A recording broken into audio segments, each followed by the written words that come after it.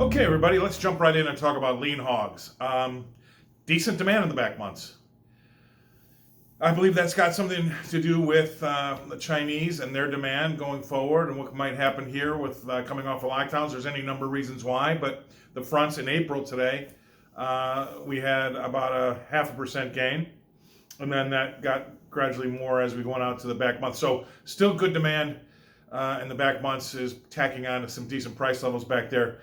Also, the inputs recovered today. That should put pressure on prices, but it hasn't. I mean, it might have stopped lean hogs from going any higher today, up about a 0.5% in April, as I said. We saw the soybeans and corn rally back today, and inputs getting expensive should put some pressure on lean hogs, and maybe that kind of kept lean hogs from going any further.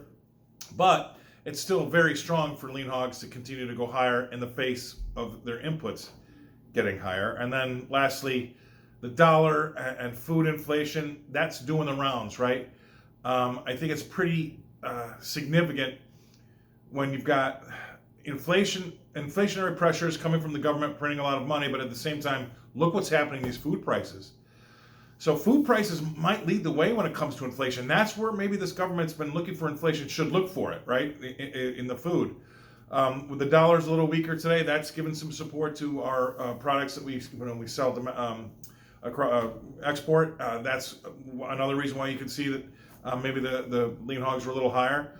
But again, this food inflation story and Chinese demand story has done, I think, a lot to help keep these prices a little higher. So that also doing the rounds, that dollar being weaker and food inflation story helping again today in the face of what could have been some negatives.